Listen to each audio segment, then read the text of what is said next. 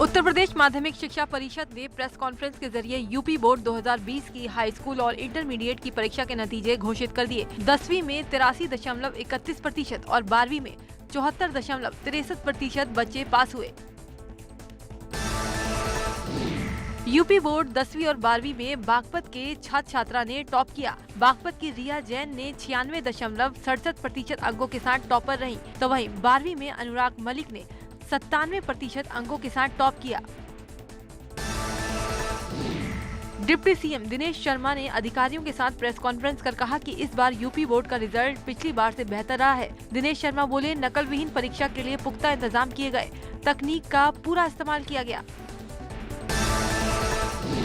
Corona काल में UP board की सालों पुरानी परंपरा आज टूट गई। यूपी बोर्ड 2020 की हाई स्कूल और इंटरमीडिएट की परीक्षा का परिणाम एक साथ जारी किया गया। इस बार यूपी बोर्ड का रिजल्ट प्रयागराज से नहीं बल्कि राजधानी लखनऊ से जारी हुआ। प्रदेश के मुख्यमंत्री योगी आदित्यनाथ ने सभी टॉपर्स को शुभकामनाएं दी और उनके बेहतर भविष्य की कामना की। मैं खास तौर पर अपनी उन सभी बालिकाओं को जिन्होंने सम विषम परिस्थिति के बावजूद अच्छा स्थान प्राप्त किया है, उन सबको मैं हृदय से बधाई देता हूं। डिप्टी सीएम केशव प्रसाद मौर्य ने बोर्ड परीक्षाओं के टॉपर्स को बड़ी सौगात दिए जाने का ऐलान किया। उन्होंने कहा कि 20 टॉपर्स के घर तक उनका विभाग बेहतरीन पक्की सड़क बनवाएगा। ये सड़कें सिर्फ टॉपर्स को समर्पित होंगी। सड़कों का नामकरण भी टॉपर्स के नाम पर ही किया जाएगा। केशव प्रसाद मौर्य ने कहा कि यूपी बोर्ड के साथ ही सीबीएसई और आईसीएसई के टॉपर्स को भी सड़कों का तोहफा दिया जाएगा। उन्होंने रिजल्ट को लेकर स्टूडेंट्स को अपनी शुभकामनाएं और बधाई भी दी। यूपी में भी अब सीआईएसएफ की तर्ज पर बनेगी UPSSF. Court, metro, airport, railway station और तीर्थ स्थलों की सुरक्षा करेगी यूपीएसएसएफ। सीआईएसएफ की तर्ज पर होगी स्पेशल फोर्स की ट्रेनिंग। राजधानी लखनऊ में होगा यूपीएसएसएफ का मुख्यालय। एटा में भी फर्जी शिक्षिका का भंडाफोड़ हुआ है। जांच में एटा की मीना देवी और औरैया की मीना देवी की सभी मार्कशीट एक ही निकली। एक ही पैन कार्ड पर 2 जगह वेतन दिया जा रहा था। इस पूरे मामले की जांच के दौरान एटा के जिला बेसिक शिक्षा अधिकारी ने शिक्षिका को कारण बताओ नोटिस जारी कर उसका वेतन तत्काल प्रभाव से रोक दिया। उनका कहना है कि फर्जी टीचर पर एफआईआर कर वेतन की रिकवरी कराएंगे। प्रयागराज में आत्महत्या का प्रयास करते हुए एक युवक ने पुल से छलांग लगा दी। नदी का बहाव भी काफी तेज था, जिसके चलते युवक ने मौत को नजदीक से देखकर नदी में हाथ पैर चलाना शुरू कर दिया। बाद में गोताखोरों की टीम ने युवक को सकुशल बचा लिया।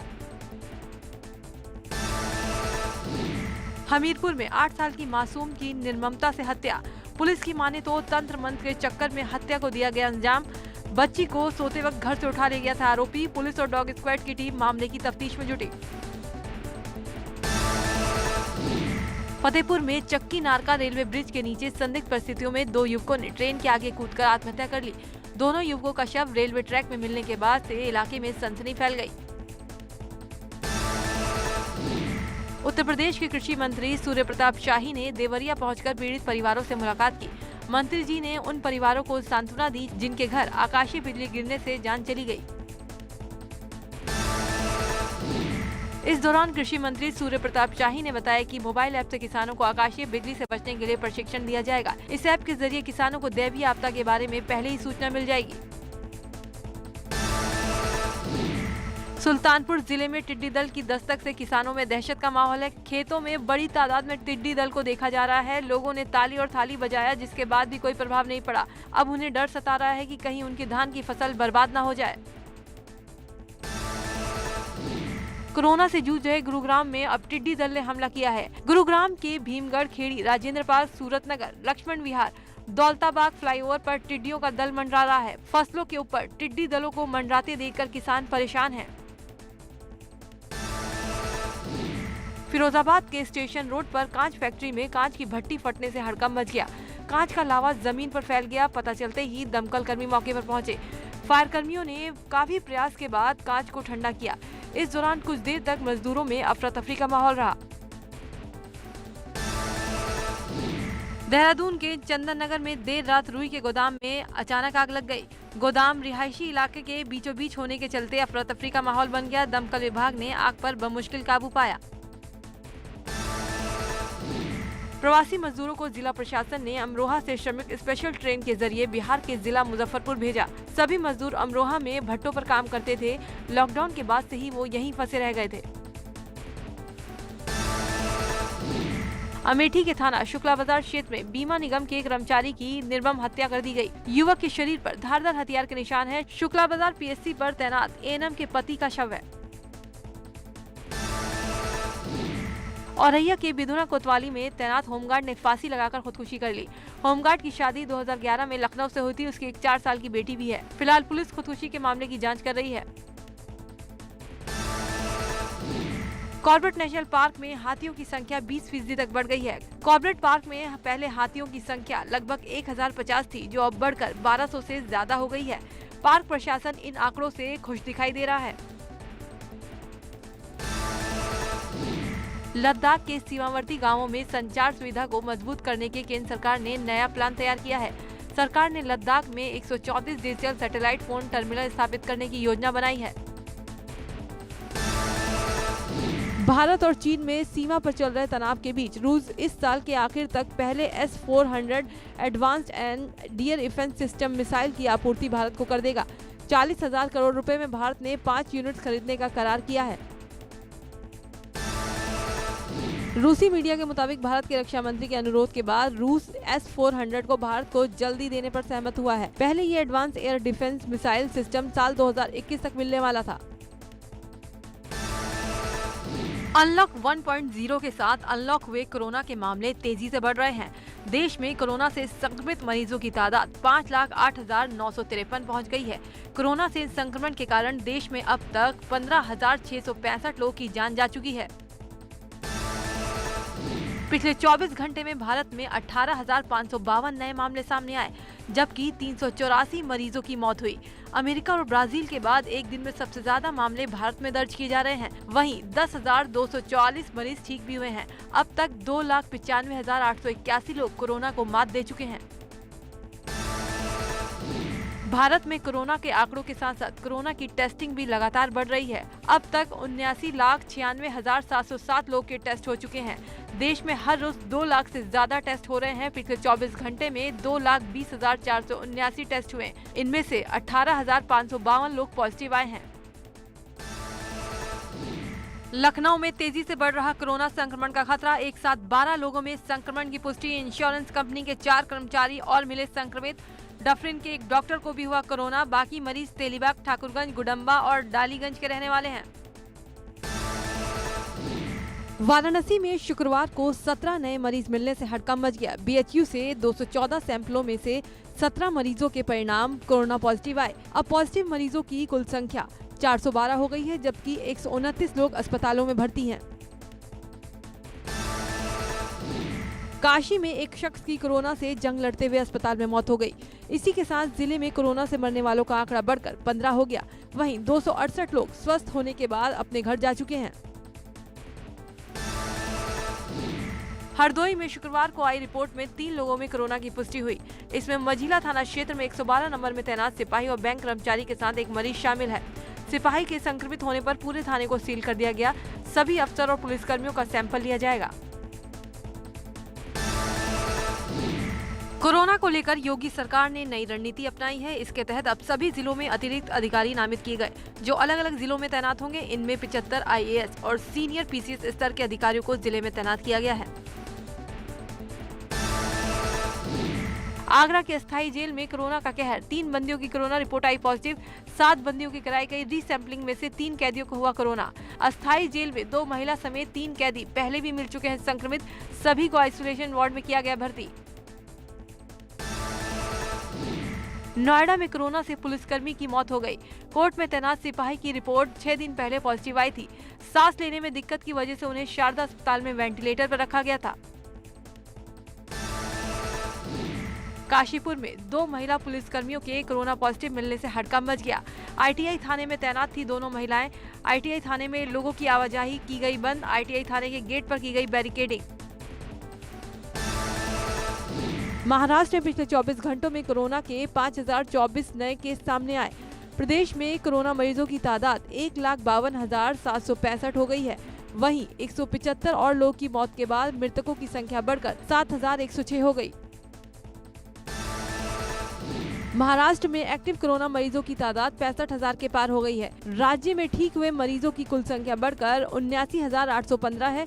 राज्य में संक्रमण से ठीक होने की दर 52.25% है, जबकि इससे होने वाली मृत्यु दर 4.65% है।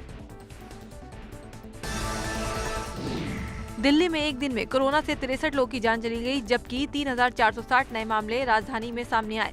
अब दिल्ली में कुल संक्रमितों की संख्या 77,240 हो गई। इसमें 47,091 लोग रिकवर कर गए हैं। एक्टिव केस 27,657 हैं। अब तक दिल्ली में 2,492 लोगों की जान चली गई है। दिल्ली में स्कूलों को दोबारा खोलने संबंधी योजनाओं पर उप मुख्यमंत्री मनीष सिसोदिया ने अधिकारियों के साथ उच्च स्तरीय बैठक की। बैठक में अलग अलग कक्षाओं के अनुरूप विशिष्ट योजना बनाने संबंधी सुझावों पर चर्चा हुई। इस बात पर भी सहमति बनी कि स्कूल फिलहाल 31 जुलाई तक बंद रखे जाएंगे।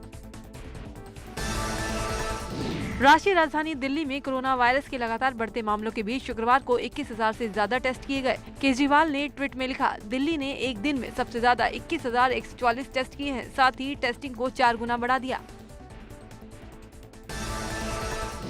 सीएम केजरीवाल ने ट्वीट में लिखा, अब दिल्ली में बेहद आक्रामक तरीके से टेस्टिंग और आइसोलेशन की प्रक्रिया का पालन किया जा रहा है। दिल्ली सरकार को हाल ही में केंद्र सरकार की ओर से रैपिड टेस्टिंग किट से जांच की इजाजत मिली थी। बिहार में पिछले 24 घंटे के दौरान कोरोना के 190 नए केस सामने आए। राज्य में कोरोना मरीजों का आंकड़ा बढ़कर 8,600 के पार हो गया। वहीं 6,600 से ज्यादा मरीजों को अस्पताल से इलाज के बाद छुट्टी मिल चुकी है। तमिलनाडु में बीते 24 घंटों में 3,645 केस सामने आए। कोरोना मरीजों का आंकड़ा 74,600 के पार हो गया है। वहीं 41,000 से ज्यादा लोग ठीक भी हुए हैं। मध्य प्रदेश में 24 घंटे में 203 कोरोना के केस सामने आए। वहीं 4 लोगों की मौत भी हो गई। राज्य में 12,798 कुल संक्रमितों की संख्या है, जिसमें से 2,448 एक्टिव केस हैं। 546 लोगों की अब तक मौत हो चुकी है। पिछले 24 घंटों में गुजरात में कोरोना वायरस के 580 नए मामले सामने आए और 18 लोगों की भी मौत हो गई। राज्य में कुल केस 22,038 हो गए। अब तक गुजरात में 1,772 लोगों की कोरोना ने जान ले ली है। राजस्थान में बीते 24 घंटे में कोरोना वायरस के 364 नए मामले सामने आए, जबकि एक शख्स की कोरोना से मौत हो गई। राज्य में कोरोना संक्रमितों की तादाद 16,660 हो गई। मरने वालों की संख्या बढ़कर 380 है। राज्य में इस वक्त एक्टिव केस 3,218 हैं। झारखंड सरकार ने राज्य में कोरोना के बढ़ते मामलों को देखते हुए लॉकडाउन 31 जुलाई तक बढ़ा दिया है। हालांकि लॉकडाउन के नियमों का अनुपालन पहले की तरह सख्ती से जारी रहेगा। झारखंड में इस वक्त कोरोना संक्रमितों की तादाद 2,000 के पार है। प्रधानमंत्री नरेंद्र मोदी ने डॉक्टर जोसेफ मार थोमा मेट्रोपॉलिटन की 90वीं जयंती समारोह में वीडियो कॉन्फ्रेंसिंग के जरिए उद्घाटन भाषण दिया। भारत और विदेश से मार थोमा चर्च के कई अनुयायियों ने कार्यक्रम में हिस्सा लिया। वीडियो कॉन्फ्रेंसिंग में अपने संबोधन में पीएम ने कहा, दुनिया इस समय वैश्विक महामारी कोरोना वायरस के खिलाफ एक मजबूत लड़ाई लड़ रही है। कोविड-19 केवल एक शारीरिक बीमारी नहीं है जो लोगों के जीवन के लिए खतरा है। ये हमारा ध्यान अस्वस्थ जीवन शैलियों की ओर भी ले जाती है। पीएम मोदी बोले, लॉकडाउन के कारण सरकार और लोगों ने कोरोना के खिलाफ जो लड़ाई लड़ी, उसी पहल के कारण भारत कई देशों की तुलना में बहुत बेहतर है। भारत की ठीक होने की दर भी बढ़ रही है। प्रधानमंत्री ने कहा, जन आधारित लड़ाई ने अब तक अच्छे परिणाम दिए हैं, लेकिन क्या हम सावधानियों को कम कर सकते हैं? बिल्कुल भी नहीं। हमें और ज्यादा सावधान रहने की जरूरत है। मास्क पहनना, सामाजिक दूरी, 2 गज की दूरी अब भी जरूरी है। पीएम मोदी ने कहा, गरीबों के लिए हम उनकी मदद करने के लिए एक राष्ट्र एक राशन कार्ड योजना ला रहे हैं। मध्यम वर्ग के लिए हमने ईज ऑफ लिविंग को बढ़ावा देने के लिए कई पहल की है। वहीं किसानों के लिए एमएसपी में वृद्धि की है। पीएम मोदी ने कहा कि 8 करोड़ से अधिक परिवारों के पास धूम्रपान मुक्त रसोई है। बेघरों को आश्रय देने के लिए 1.5 करोड़ से अधिक घर बनाए गए। भारत के पास दुनिया की सबसे बड़ी स्वास्थ्य सेवा योजना आयुष्मान भारत है। कांग्रेस नेता राहुल गांधी ने कोरोना वायरस संक्रमण को लेकर केंद्र सरकार को घेरा। ट्वीट कर कहा, भारत सरकार के पास इससे निपटने का कोई प्लान नहीं है। प्रधानमंत्री खामोश हैं। उन्होंने महामारी के सामने आत्मसमर्पण और इससे निपटने से इनकार कर दिया है। यूरोपीय संसद की स्वास्थ्य समिति के साथ एक वीडियो कॉन्फ्रेंसिंग के दौरान WHO प्रमुख टेड्रोस घेब्रेयेसस ने कहा कि ये सुनिश्चित करना बहुत मुश्किल है कि हमारे पास कोरोना वायरस की वैक्सीन होगी ही। WHO प्रमुख ने चेतावनी देकर कहा, हमारे पास कोरोना वायरस की वैक्सीन कभी नहीं रही है। इसकी खोज में 1 साल का समय लग सकता है। अगर कोई ऐसी वैक्सीन सच में बनती है तो ये सार्वजनिक रूप से सभी के लिए उपलब्ध होनी चाहिए। विश्व स्वास्थ्य संगठन ने कहा कि अगर कोरोना वायरस की दूसरी लहर आई तो लाखों लोगों की मौत हो सकती है। अगर हमने 1918 से 1919 के स्पेनिश फ्लू से कुछ सीखा है तो निश्चित तौर से कोरोना की दूसरी लहर आ सकती है। पूरी दुनिया में कोरोना वायरस से संक्रमित मरीजों की तादाद 99 लाख के पार जा चुकी है। वहीं अब तक 4,96,000 से ज्यादा लोग इसके कारण अपनी जान गंवा चुके हैं। साथ ही 53 लाख से ज्यादा मरीज ठीक भी हुए हैं।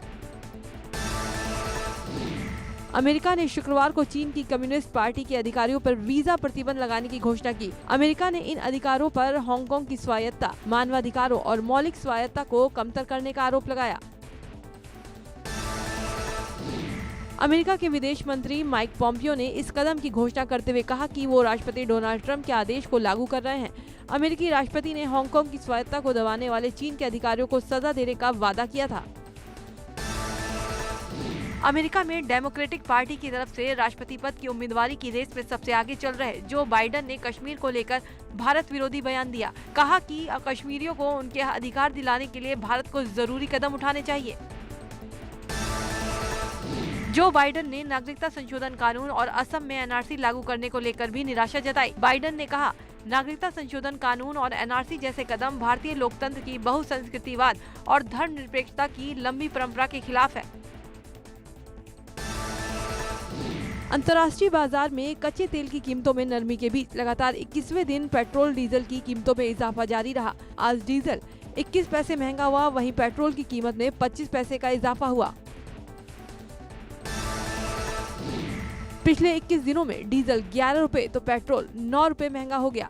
अब दिल्ली में प्रति लीटर पेट्रोल के लिए 80 रुपए 38 पैसे और डीजल के लिए 80 रुपए 40 पैसे चुकाने होंगे।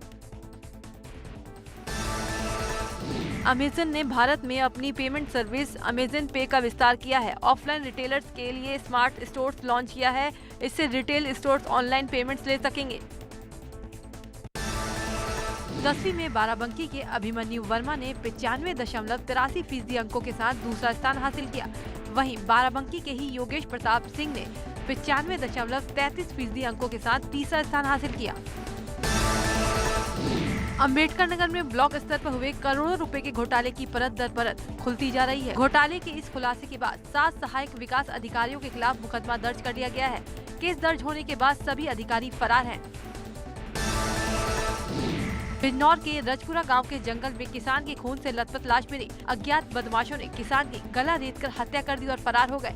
मृतक के रिश्तेदारों ने पुलिस को हत्यारों के अहम सुराग दिए हैं। पुलिस अब जल्द आरोपियों को पकड़ने का दावा कर रही है। टिहरी जिले में पूर्ति विभाग की लापरवाही के चलते आत्मनिर्भर भारत योजना का प्रवासियों को लाभ नहीं मिल रहा। जिला पूर्ति विभाग ने अभी तक सिर्फ 378 प्रवासियों को ही राशन दिया है। प्रवासियों को एक फॉर्म भराकर राशन दिया जा रहा है।